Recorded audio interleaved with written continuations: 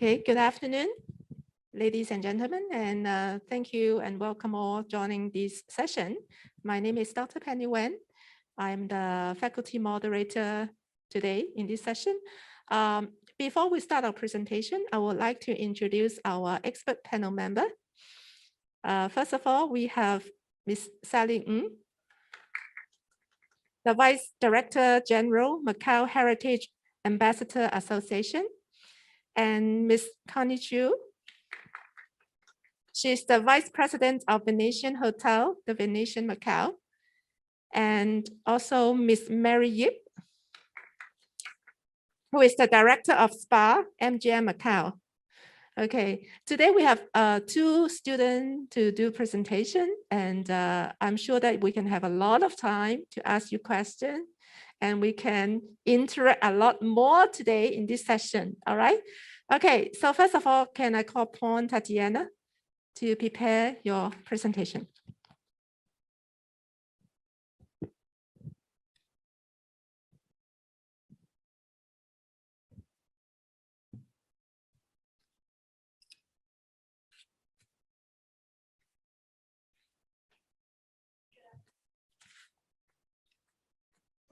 Testing.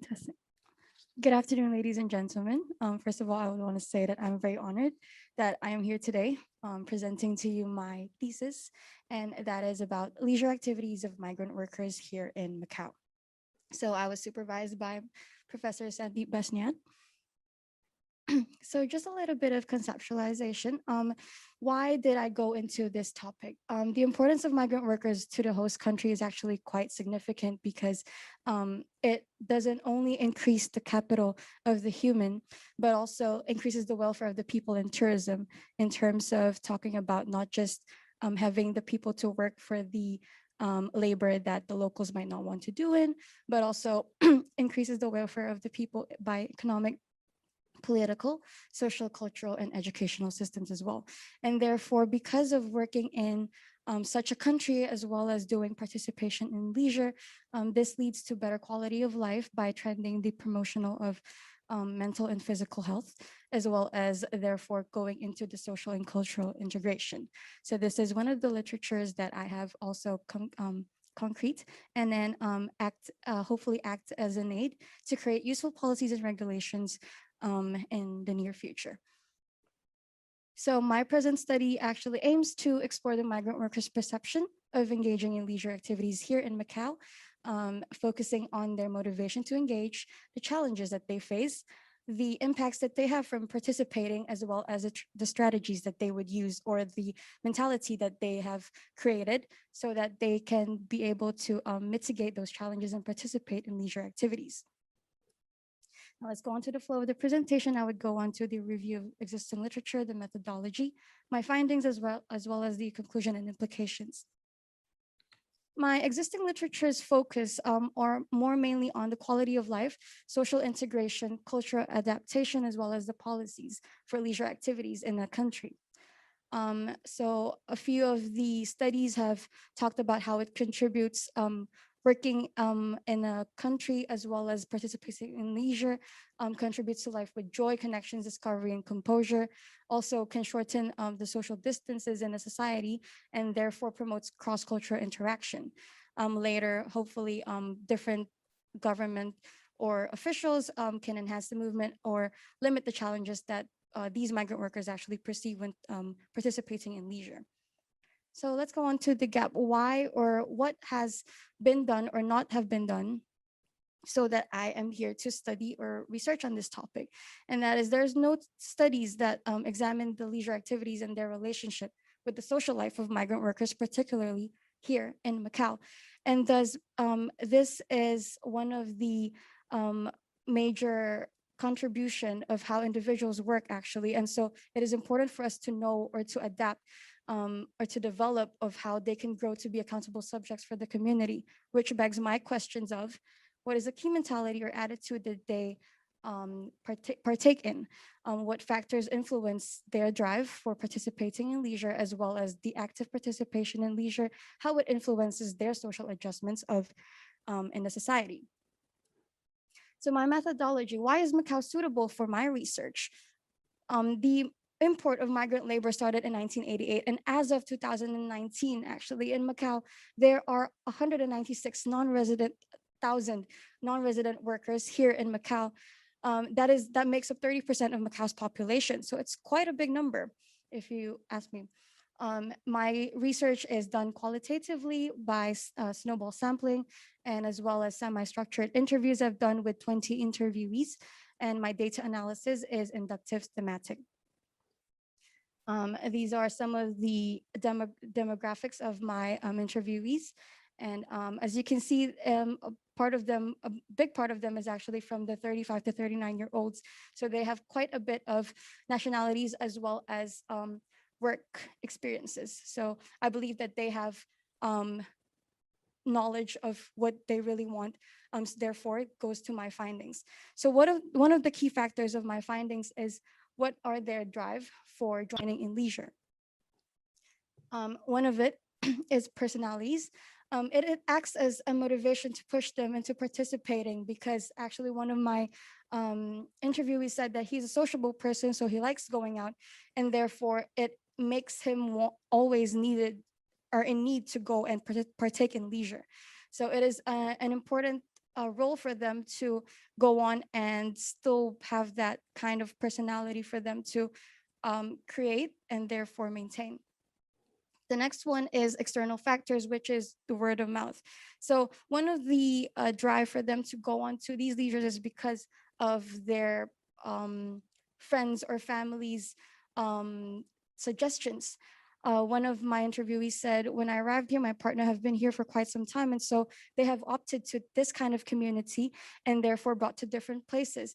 It's actually very interesting, because a lot of my interviewees are people who have been here for a few years and we barely know about them. So why is that? So a few of the challenges that comes with leisure for the migrant workers are, firstly, the language barriers.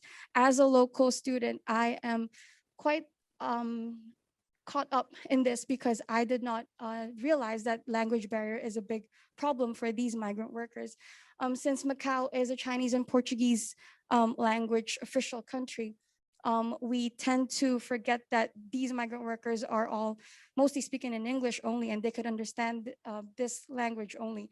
And so when there are activities that we want them to know about, sometimes it's only in Chinese, or sometimes it's Chinese and Portuguese, but there's none for English. And therefore, this goes on to the one of the quotes that my interviewee said: the locals are more reluctant to interact with the foreigners, and so it is hard to know about certain events and happenings in the local community. And so therefore, it stops them from joining with us and stops them for being a part of our culture and a part of our society. The next one is the working schedule, as because most of these workers are here mainly for working and labor, time conflict becomes a challenge. One of my interviewees said it actually takes a lot of you, because after a long day of work, sometimes you need to rest and you have no time to go on and enjoy yourself. So it is one of the things that they may have problems with, and therefore doesn't allow them to participate in leisure activities. Next would be financial. So this aspect of the challenges or hindrance is mostly for the maybe lower income laborers.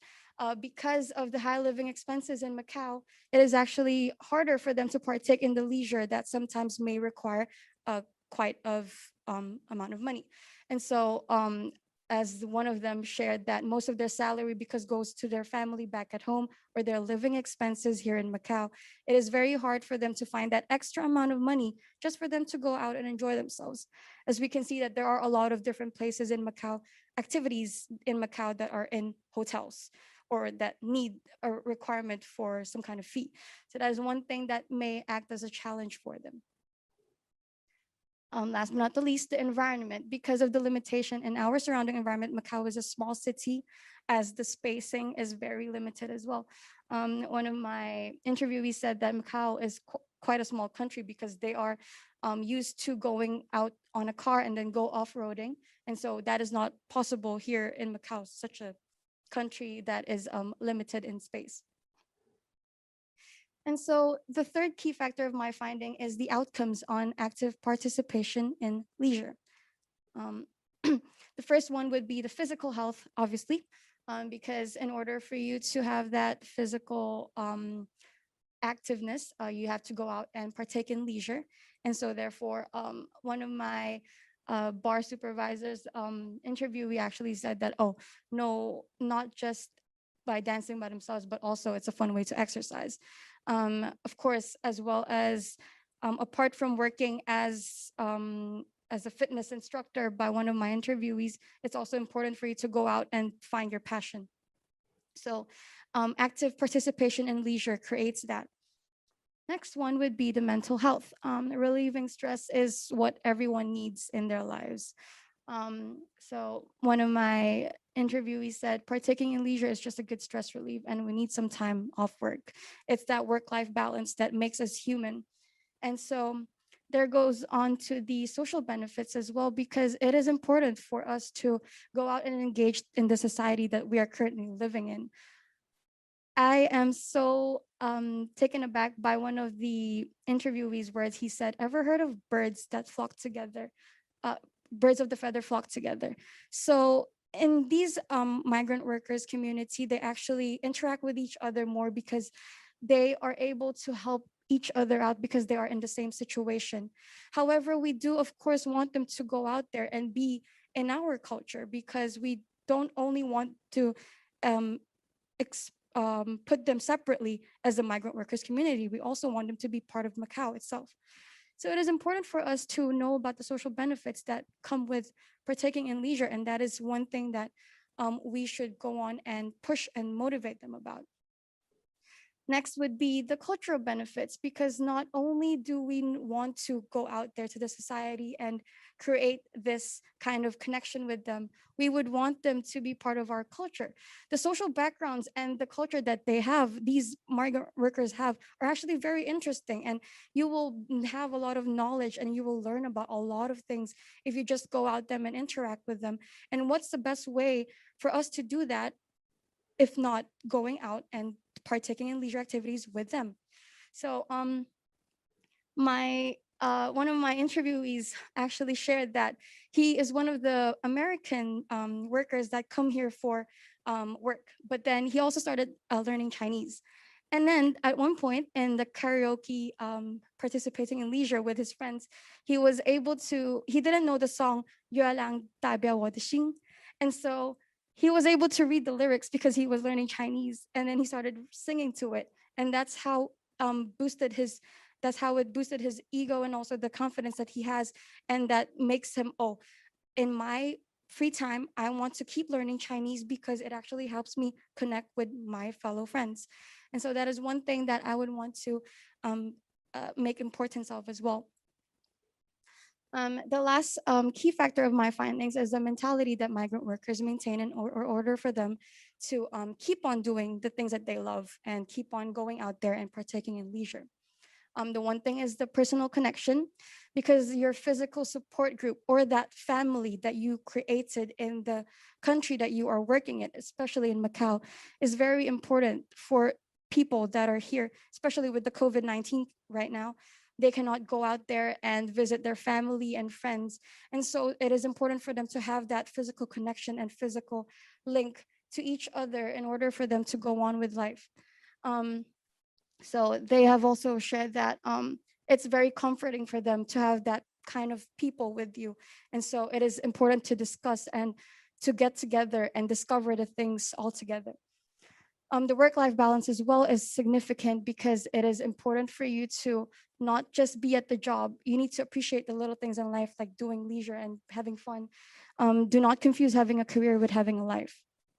And so goes on to my conclusion and implications. The working migrants community in Macau is a growing importance because it has prompted more creations of activities. However, only a number of activities could be accessed with full information and multilingual manner. And it's also still yet to be achieved. And therefore, these migrants are only able to take personal measures like using word of mouth in order for them to achieve this kind of leisure. And so it is important for them to know that it's adapting to the culture and the society. is needed to be experienced in a country. Imagine if you are able to work with all these people and get to know them and learn from them, you don't only know about your own culture, but also different people. Because as personally, I come from another country, but then I am born and raised in Macau. So I am fortunate enough to learn about different language. I can speak 5 languages. And so if for me, it's a crazy thing to experience, what if all of us are able to experience that? And so last but not the least, of course, we need to guarantee that fair and impartial activities and the support that we have for them. Employers, I'm encouraging you to go and push the migrant workers for them to partake, as well as the leisure workers committee to listen and act. Government must also take a long-term and diversified approach for us in order for these migrants to go outside and make use of their talents and qualifications, not just to give out to the society, but also as a personal taking, to grow to be accountable subjects of the community and then create an environment that is socially diversified. Thank you so much for listening to me. This is my presentation. A very smooth presentation, and I would like to give the time to our expert panel member for asking some questions. Okay. Yes.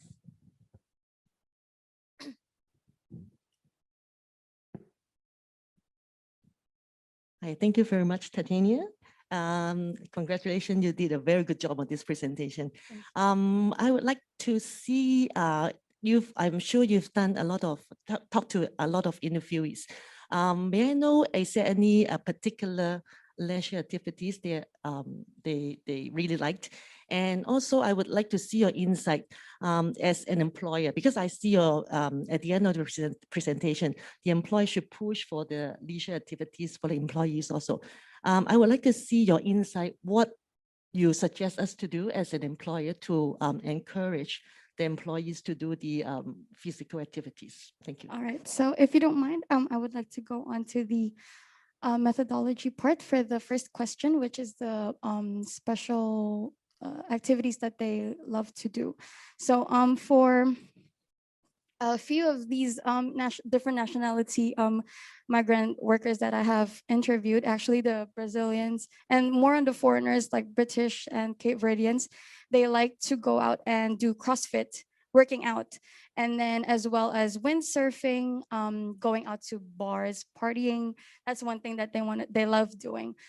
For the Filipinos, because they are more limited to financial aid, they would only go to gatherings such as eating or different kind of sports activities like volleyball, beach volleyball. With some of the Italians, South Africans, and United States, one of them actually go into the Dragon Boat committee here in Macau, and then as well as I believe that was hiking as well. So these are different activities that they go into for their physical and mental health. Yeah. And then so for the second question, what is my suggestions for employers? So we take things little by little. So firsthand, I would, of course, promote in doing just faculty or just the members gathering outside, just to go out of the work environment to get to know your employees. And so if you are able to, of course, go into the bigger part of it, maybe do a country or a culture kind of activity which gathers these people so that you can in a big span learn about them and create also a different kind of audience, like maybe invite Chinese employees to learn about their foreign culture, that kind of thing. So it's very a big span, but it takes a little bit of a day. So maybe learn about them little by little, try to talk to them, gather or invite them to different dinners and gatherings, that kind of thing. Yeah, so it's just really leisure activities. Yeah. TATIANA, can I follow up this? Do you suggest that the employer should understand the profile of the foreign workers and also understand what kind of activities and preference and what kind of leisure activities they have, and try to design some of these activities for their group of foreign workers. So it is more target oriented instead of generally giving them a party, because it seems to me that your results showing that different group of the foreign workers, they have different preferences, activities. Yes, definitely. So apart from getting to or trying to get to know your employees, it's also important to know that the different things that they love to do creates different kinds of talents and qualifications. So you don't only get to know the fun part of it, but you also get to learn about it and try to mitigate that into your working environment. So that's one thing that is important of why your employees are better motivated in the work environment, because you don't only want to have that kind of connection, but also the fun part of the leisure activities itself. And also I feel that if you can do so, the employee will feel the employer really take care of them. Yes, and exactly. put their interest in your hearts. Exactly. Thank you so much.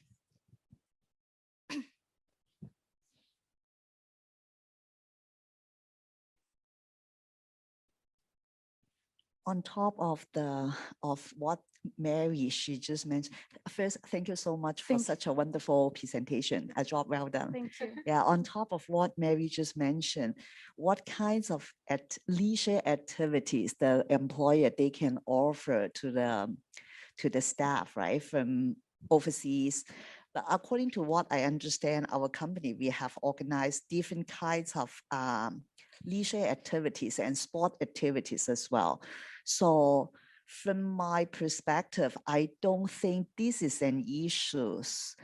If in the whole process, if we would like to understand more about the willingness of each individual, how willing they are to interact with those who don't speak their language. I think this is important too. It is according to real life experience, right? So if you are willing to interact, say simple Chinese, you speak simple Chinese words, I'm sure other people would like to interact with you. It should not be the other way around. So we have to organize a class like this to introduce the culture of this country, then to promote, to create an environment for the local staff to interact with foreign staff. I don't think this is a better way of promoting the interaction. Instead, I think should be the willingness of those individuals, how much they are willing to interact with other people who don't speak their own language. I think that can help as well, because through interaction, you know what will be ongoing in town and what are the activities we can have, like organized by the sport bureau and organized by the local community. So they will learn a lot about what's ongoing in towns instead of just through the employer. So this is what my comments are. Yeah. Okay, Thank you so much for that comment. Tatiana, follow-up questions. Do you think that lack of information for the foreign worker is also, or inaccessible information is also another problems for the foreign workers? They cannot read Chinese. Sometimes we have activities, but they don't know. Actually, yes, because from one of my interviewees, they actually said that, for example, the Macau food festival is a big thing in Macau, but then because it only is promoting by Chinese or Portuguese, they only know about this from word of mouth.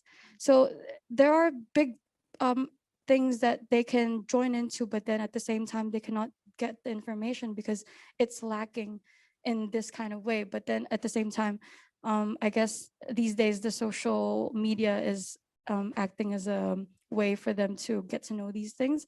But of course, if we want to go out there and maybe push them or motivate them, it's also important for us to know that the language is a big barrier for them at the moment. Yeah.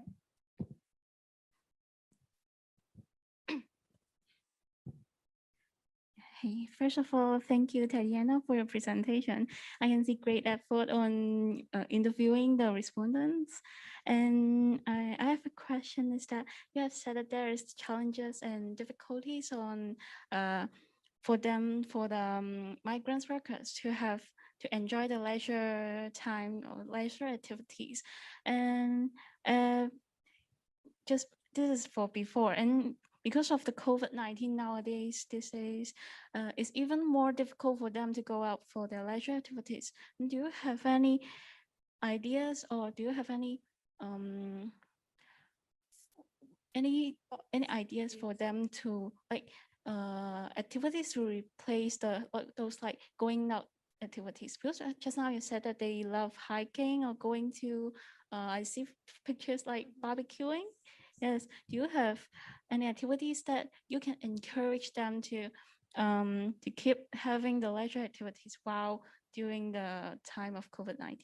So fortunate enough in Macau, our everyone is able to go out there and partake in these kinds of activities. But one example from my interviewee actually is that she enjoys cooking and eating by herself. So this is one of the leisure activities that you are able to do while the COVID case is still happening. Do things or find something at home that you may do. A lot of us, I believe, have been trying to cook or baking as a way of entertaining yourself while you're at home. When I was in quarantine, actually, because I came back last year in Macau, when I was in quarantine, I was at the Hotel Sheraton, and I was able to give myself a bath. Never in a million years. I was able to do a live session in Instagram just for fun. So these things, like we're very fortunate because social media has been a way of doing activities or leisure, but then at the same time also preference, your self-preference. Well, I think this is a very good suggestion, having some kind of online activities to encourage the local and also the foreign workers to interact and learn from each other. So I think that we have to think deeper what kind of online activities could be provided to them. Since we have some time, I can allow few audience here to ask questions if you have any. Maybe Professor John, you have any question, or Sandeep? Just a quick comment that yeah, it's a very well conducted study. You had an interesting range of interviewees. Thank you so much. And it's nice to look at a topic that typically is not addressed that much in detail by those of us in the hospitality and tourism area. And certainly we need to recognize that leisure, is one important aspect of the overall quality of life issues. And I think particularly given the large number of blue card holders here, this is making an important contribution. Thank you so much. Any other would like to give comments or suggestion? Okay, so thank you so much, Tatiana. Thank you so much, For your presentation. Okay, let's move on to today's last presentation. Usually last is the best, right? Wu Jie.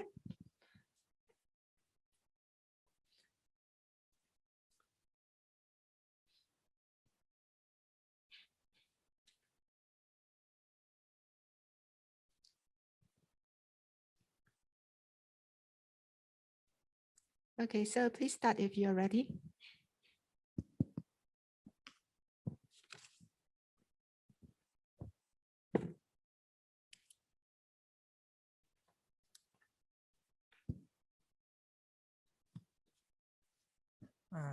Dear teachers and friends, my name is Wei Jie, an undergraduate student majoring in tourism management from Sun University. I'm glad to be here today and be the last one of our venue to share my research themes as wildness experience in wildlife tourism. And I really hope you will be interested in this story. Today, my presentation contains 5 parts. Firstly, we need to recognize the background. As we all know, the animal-related tourism is very popular according to the According to some studies, the tourism and the leisure industry related to wildlife is fastest growing segment in the past 15 years. Some people hunting for nature, feeding animals for pleasure, or just watching them. However, I found there is a contradiction. Those artificially bred and domesticated populations that will perform are more popular with tourists, but tourists always misestimate the wildness of animals, so that they usually tend to get close and over-interact with animals and causing the loss of the population. It is important to inform tourists about wildlife, but it seems that how tourists feel dominates their judgment and behavior. So when we talk about how tourists experience the wildlife, the concept of wildness or the authenticity can be skipped. And therefore, here are two questions proposed.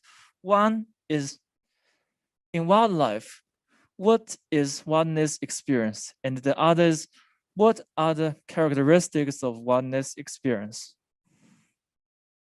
There has been a lot of researchers about wildlife tourism, and I focus on the tourism experience. Previous researchers mentioned that wildlife tourism experience is a kind of embodied experience. Kohn thought that tourists pursued encountering with the authentic wild animals and the enjoyment and the fun derived from their apparent humanization. Also, the experience of animals can be separated from the environment. The authenticity of animals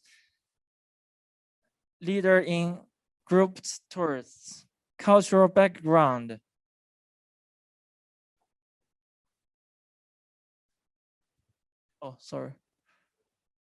cultural background and settings.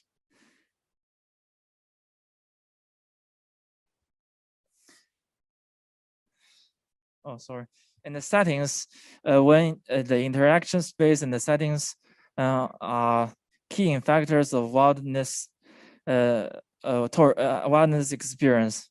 Here, I started to explore the linkage between wildness and the authenticity, and I think these two concepts measure the same thing, the degree of reality.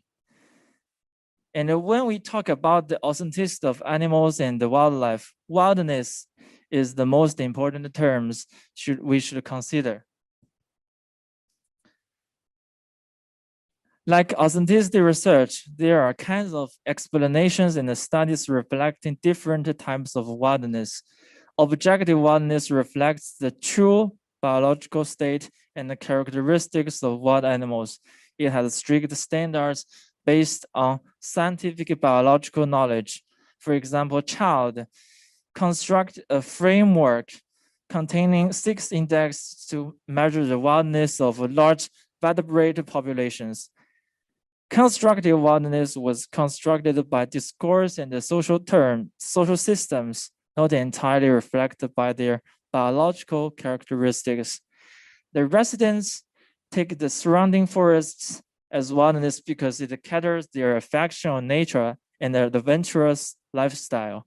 Government also protects the so-called wild forest for economic benefits. Likewise,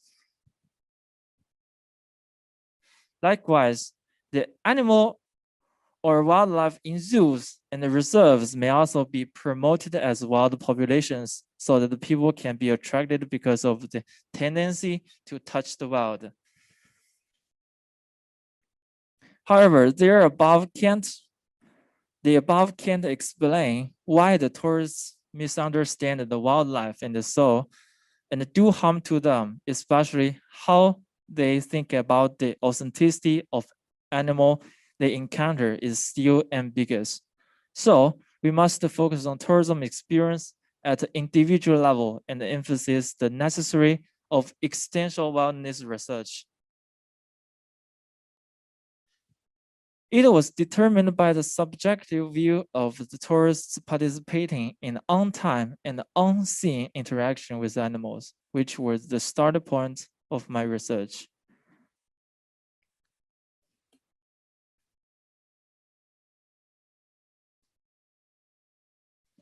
The field site Jialong National Natural Reserve lies in the northeast China, Heilongjiang province, covering 2,100 square kilometers with wetlands. Reeds is the largest breeding base for red-crowned cranes in the world. Nearly 20% of the world's red-crowned cranes live there, and so Qiqihar is crowned the crane city.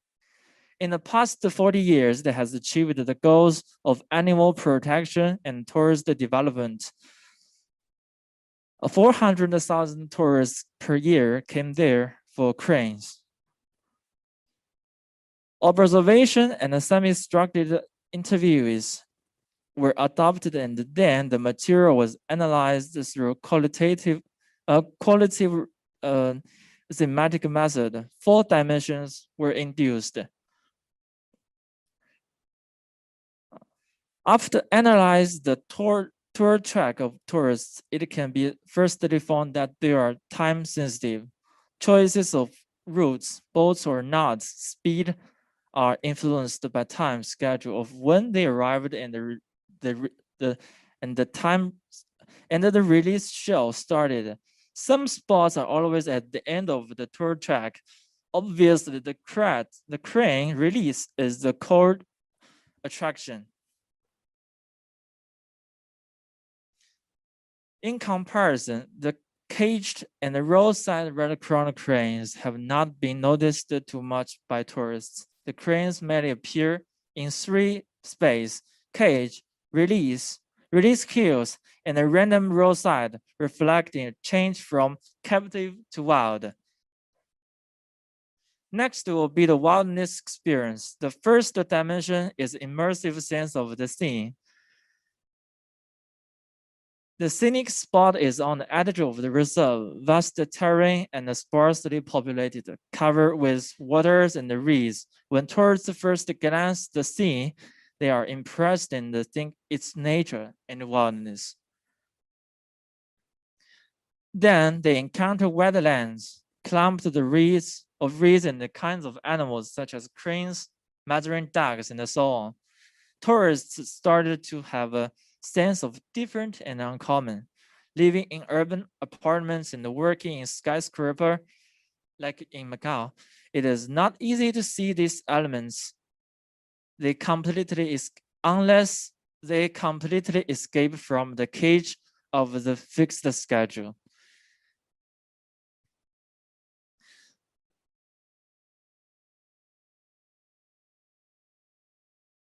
Additionally, tourists are more likely to get closer to the cranes. They choose the better positions in the angles to enjoy their beauty. More importantly, taking a photo of human environment crane will make them immerse into the scene. At this level, the more difference from the daily life, the wilder the environment is, and so the natural state and the animal elements in it are also attributed to wildness.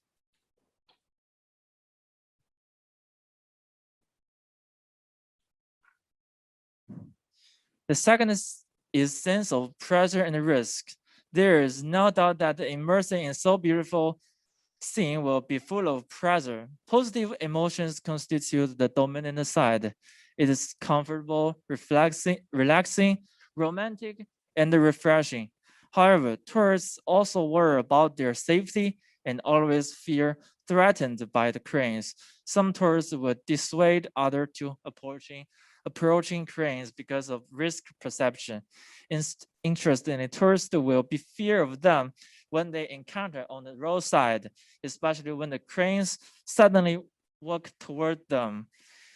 The feeling of the danger and the fear dominated tourists' judgments on the natural environment and animal wildlife. Tourists is easier to attribute this sense of fear and the vigilance to the unknown, to the threats posed by the wild environment and the wild animals. Wild means risk and unpredictable aggressiveness. Then familiar and strange crane is the third. Non-local tourists know little about the habits of red-crowned cranes, and they need to be explained and shared by other guides or experienced tourists. The locals have received a lot of knowledge about the red-crowned cranes since they were young. Red-crowned cranes are the relatively familiar animal, but their familiarity and the strangeness are constructed from two aspects. The differences in the cultural image of animals affect the way tourists understanding animals. They will think about the weather. The cranes are mysterious or common, gentle or aggressive.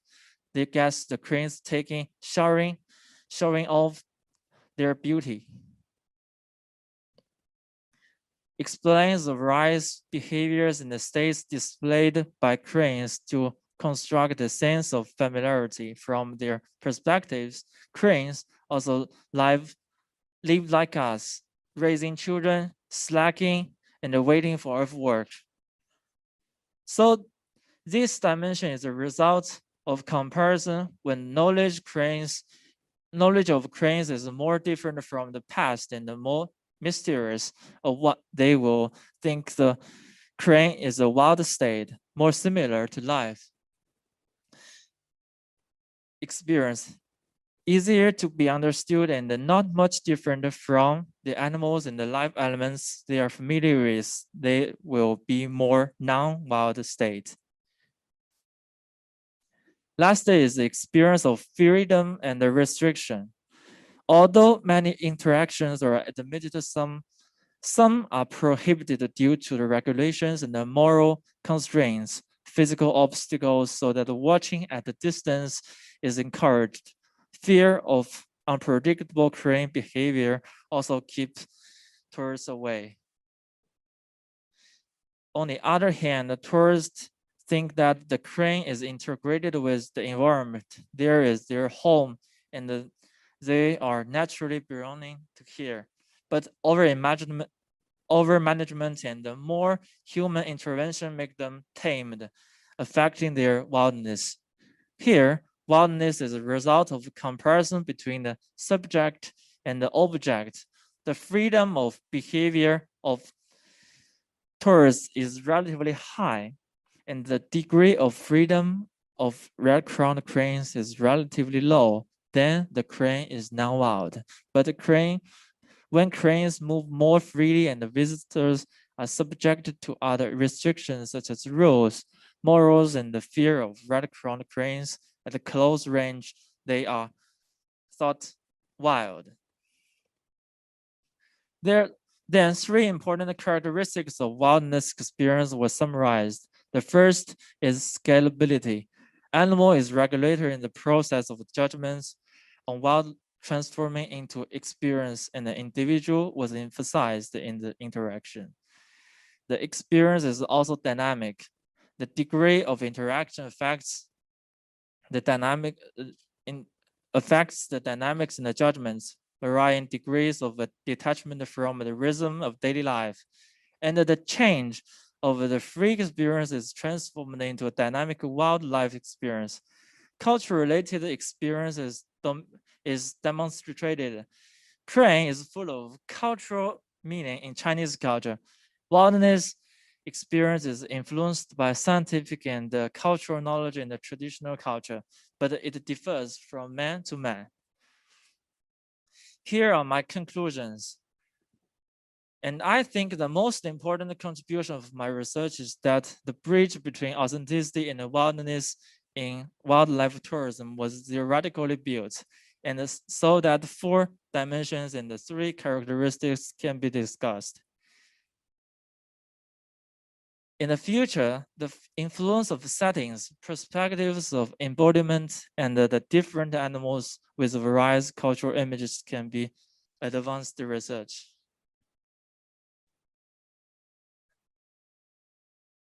And that's all. Thank you for listening, and I appreciate your questions and advice. Okay, so we have to have 2 questions or 3 questions, and then we have to move to the ceremony, right? Okay, so any question? comments? It is a very interesting. Thank you, Weijie, for the interesting topic. Actually, I do not have any question for the very fruitful presentation you just did. I just, out of curiosity, as I've known that Macau, I don't see a big forest here. I just want to see the reasons behind why you choose this topic for the presentation for the day. First, I want to say this topic of the research is my graduate thesis. So I just try to polish it and then propose to the summit. And I think although it has no relations with hotel management, but I think it has many implications. As I know, some hotels like Changlong, Zhuhai, some hotels they bring some penguins to their hotels, and then many children were attracted, and so they asked their parents bring them there for 1 or 2 nights. So I think animals will be used more and more in kinds of public stage publics. So I think maybe someday more and more hotels in Macau will bring some animals, wildlife in their. Sure, a lot of tourism sites are using animals to as an. So I think there will be many questions we are facing with.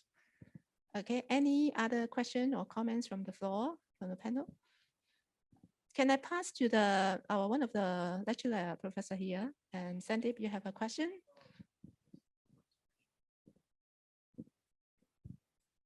Thank you. My name is Sandeep. I am one of the faculty members in IFTM. Thank you for this very, very important. I personally believe this is one of the most important issues at the moment when you think about tourism. Tourism is not only about people. So tourism is all about, it's a very integrated kind of discipline, which integrates with people, society, environment, most importantly, wildlife. And I think it's not only about the leisure activities, but it's also about social integration with the nature as well.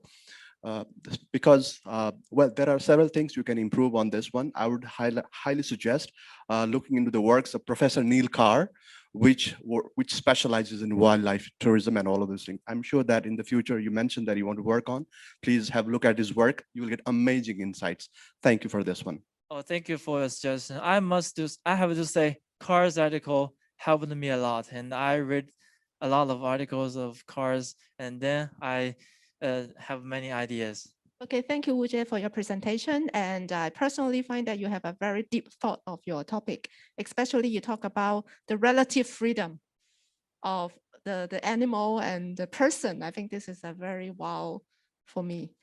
Okay, so congratulations. We want to conclude this session. Thank you so much.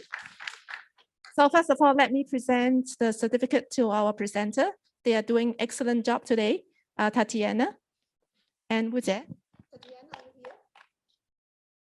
Wu-Jie, can you come?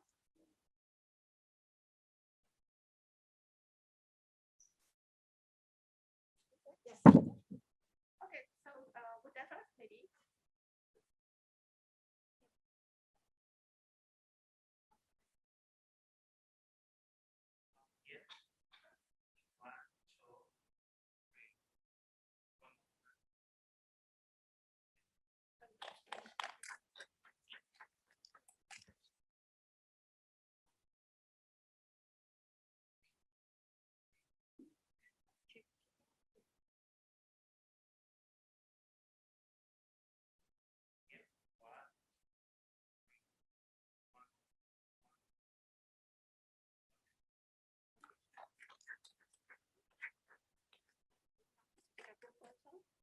And then